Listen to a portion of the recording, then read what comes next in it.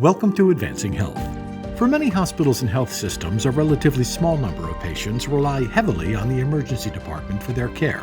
Hear how University of Utah Health is taking a different approach, using intensive primary care to support patients navigating complex medical and social challenges. Hi, everyone. I'm Julia Resnick, Senior Director in the Division of Health Outcomes and Care Transformation here at the AHA. Today, we're here to talk about care delivery transformation, particularly primary care transformation. I'm happy to be joined today by three outstanding leaders from University of Utah Health. Joining me are Dr. Peter Weir, Chief Population Health Officer, Dr. Erica Baden, Medical Director of the Intensive Outpatient Clinic, and Carrie Burns, Behavioral Health Lead, also at the Intensive Outpatient Clinic. Thanks to the three of you for joining me. Let's jump right in.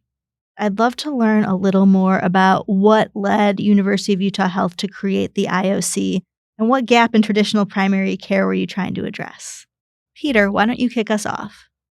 So the way the concept started was we have at the University of Utah a internal insurance component to our health system, which is the University of Utah Health Plans. And you'll hear us refer to them as UUHP, University of Utah Health Plans. And they manage a Medicaid, it's called a Medicaid ACO, Accountable Care Organization for the state. So the state delegates a portion of the Medicaid population to our health system's insurance side to help manage that population.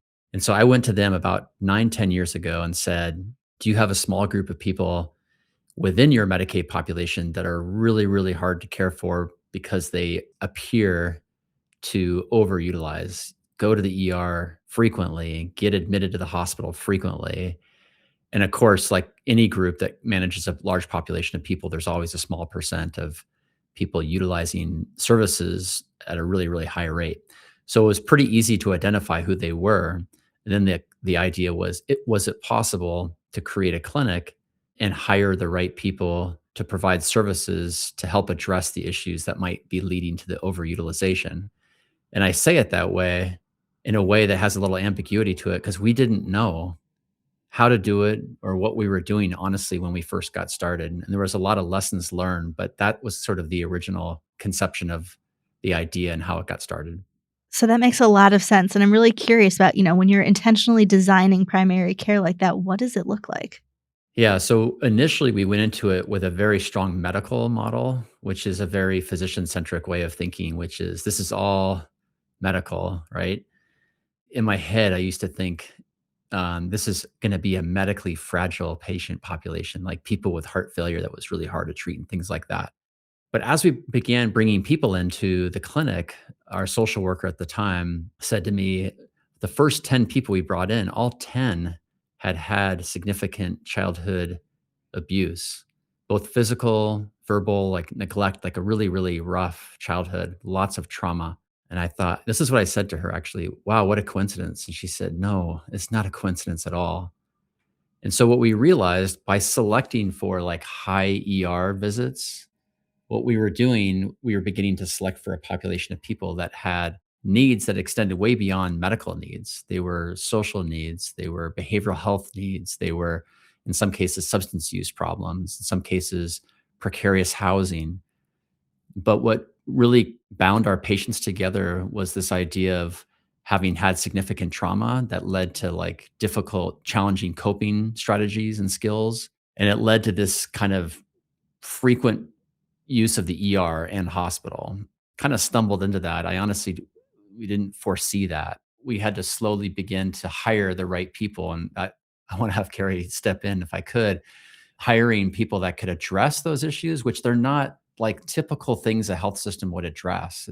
This isn't a typical setup. It's quite customized to the needs of this population. Carrie, do you want to maybe expand on that?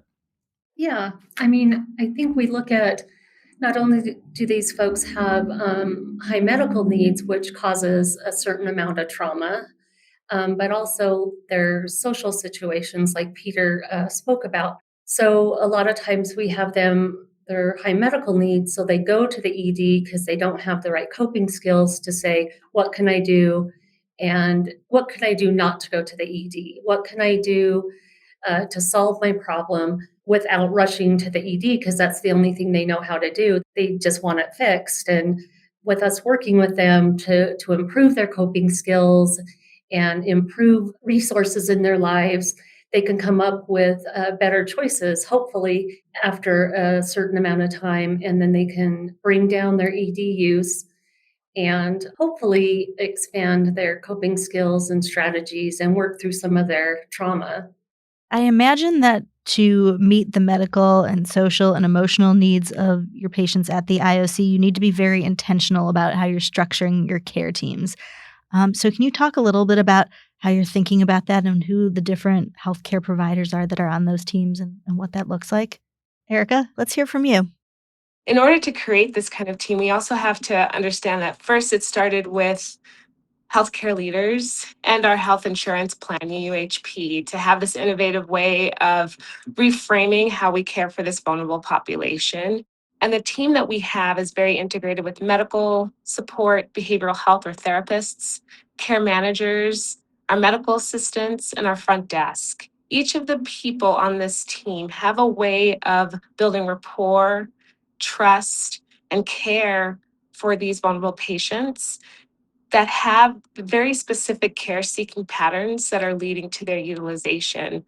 What we've found with this framework or method of delivering care for this population is that there's a lot of fear and uncertainty behind their utilization, and it takes the right people to sit and be patient and unpack all those layers that drove them to this utilization pattern. And so though we have people with different credentialing, there's something inherent within the team that we were able to hire and put together that has this beautiful and innate ability to just see people. And I mean, see people through that surface, that utilization, and really get to the heart of the matter. And if I could just add, we have a small team, but it's really important that we're all on the same page. Once we figure out what's driving our patients, for instance, Erica and I have a patient that we figured out not too far in after they came to the clinic that when she feels pain, her mental health declines. And so we had to come up with strategies to help her realize, yeah, I'm having pain. How do we deal with that? Because she would be in pain and then all of a sudden she was suicidal. So, us all giving the same message, all helping her in the same ways is really important.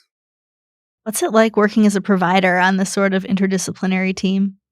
Medically, I don't know how to practice any other way without this interdisciplinary team.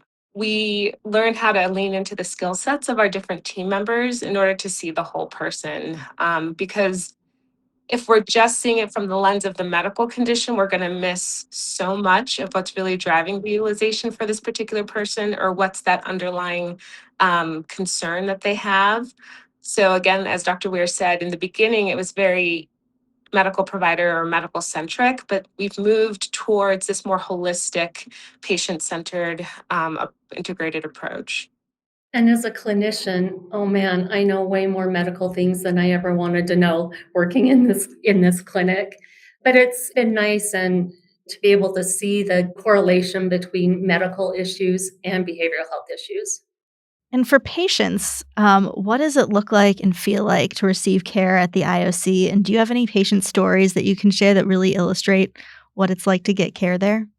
One of our patients who came from a history and a childhood of neglect, a parent with severe mental illness, a habit of picking partners that were not always kind to her, but she was always seeking to find her needs met, but not in ways that they were appropriately being met. And so, one way that she coped was to use the emergency department because that was a time where she was alone. She didn't have to care for her kids. She had the attention that she needed. And in those few hours, she was cared for. There was space held for her to get that rest, to get that care, but we've been able to work together in an integrated fashion to really understand and help her understand when you feel this way, where is the best place to get your support? Or just to even acknowledge and validate, yeah, we know this is hard. We know you're overwhelmed. And sometimes it just takes that pause Such a wonderful example of, going from just realizing that they're, a frequent utilizer of the ED to really understanding where that comes from and trying to get at it, at the root of their what is clearly not just a medical issue, but an emotional issue. And that's incredible that you have a clinic that is built just for people like that. Peter, can you talk about the operational and financial model for the clinic? The first part of this that's key is having a payer partner willing to do this work together. And we've had a great relationship with our own University of Utah health plans. They've been a fantastic partner, extremely supportive. And without them, none of this would exist. And you're exactly right. You need a novel payment mechanism to reward this type of work because it doesn't fit in a fee for service world. So if anyone's listening, like, oh, this sounds really cool, I'm going to do it. You literally cannot do it in a fee for service manner. At least I can't figure out how you do it. We don't even come close to our fee for service reimbursement to cover our costs. So there has to be a value-based payment or an alternative payment model or something else to incentivize the care coordination, the mental health piece. We also do a lot of oral health integration, which we haven't talked about, but that's another key component is working with our School of Dentistry colleagues to aid in the oral health problems our patients suffer from, which is often frequent and significant. But I'll have to say, just if people are listening and curious about this, it isn't easy to find like the payment model to do this. It's this negotiation, this back and forth. And then there's also this interesting thing where you can look at the data in different ways. So the data is the data, but then how you look at it and how you analyze it in terms of impact is also somewhat subjective in terms of how people want to do it and depends on their assumptions and things. So there's always a back and forth. But essentially, what we do, just to give people an idea, we do the fee for service billing to get as much of that part of it done as we can. And we try to kind of optimize our billing side of things. And then there's incentives for like quality and HCC coding, which for all of you out there that are familiar with this world, that's kind of inherent.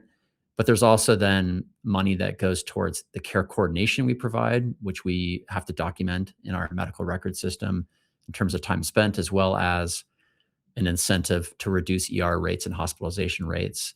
We've tried to look at the total cost of care, but our census is small. It's 150 people. And the variability year to year, looking at total cost is like, it's a mess. It's really hard to do. So it's easier looking at utilization patterns. And I'll say one more thing that's really complex that people they might not think of right away is sometimes the ER reduction doesn't happen until year two. It doesn't happen in a 12-month cycle. And so insurance companies kind of look at the world through a 12-month window, and we have to get them to like think a little bit broader. And luckily, we do have people in our health plans that have a clinical background, so just nursing, and are willing to have a broader view that this is more complicated and you have to look at it through a lens that, incorporates a little bit longer time frame than you would maybe in a traditional setting. You raise a really important point that, we're talking about people who have a lifetime of trauma and medical conditions. You're not going to change all of that in 1 year, and it requires patience and ongoing engagement to get to that point. But to Carrie and Erica, you're serving this patient with really complex medical and social needs. And so how do you measure impact? How do you know that you're on the right path? We have to look at, I call them like small wins. In the regular therapeutic community, you will see a patient for, 6 to 8 visits, and you give them coping skills, and they have goals, and then they transition out of therapy. That's not how we look at things in our clinic. We look at things like, oh, they were, hospitalized for suicidal ideations 10 times last year, and now they've only been hospitalized once. Erica? It's about a movement through stability. When we first meet a patient, they're often in a state of maybe something is chaotic. There's several unmet needs, and it's just that longitudinal effort of moving them from one space of stability to another. And again, like Carrie said, the small wins that we look at every day. Did they show up for this appointment? Have they been able to build a community even? A lot of our patients are socially isolated, and that's something we don't get to talk much about in a typical healthcare setting, but they've been able to establish community. They find a space of safety outside of their home. Sometimes we become their point of contact when something significant happens, or they become acutely destabilized and they find solace within our clinic walls. And so there's so many definitions. It's not typical, but it's what the patient needs at that time. One other small thing I think is a helpful framework to think about impact, which is the way over the years we've seen it work typically is it starts with building trust and rapport. And then that slowly leads to engagement with their health and their health concerns. And then sort of last to move is the utilization. So like if you look at it just through a utilization lens, that's a blunt way of looking at it. And it's actually a late effect. It starts with trust. And like the term that we use internally is trust is our currency. It's everything. What we're doing when we look at the claims data is finding people and inviting them in. And they often start off very skittish and like they're testing us. They test a little bit at a time, a little bit here, a little bit there. They're like, is this thing for real? You guys really that interested and invested in me? Because they've been burned so many times and also re-traumatized so many times. So we have this very trauma-informed care model that really gently begins to build that trust back up again. And to me, like that's how it all starts. And you have to build off of that. That is profound and so important for everyone listening. So I want to thank all of you for being here, for the work that you do to serve patients in your community. It's truly inspiring, and I hope that our listeners can pull out some tidbits from what you're doing to apply in their settings so that everyone can receive that kind of holistic, person-centered primary care that your patients are able to. So thank you for all that you do and for sharing your expertise with us. Yeah, thank you very much for having us. It's really near and dear to us, so it really feels good to be able to share that with others. And if anyone is interested in connecting with us, we'd also be happy to connect. We're at the University of Utah, and we're pretty easy to find online. So please look us up if there's a follow-up. Thanks for listening to Advancing Health. Please subscribe and rate us 5 stars on Apple Podcasts, Spotify, or wherever you get your podcasts.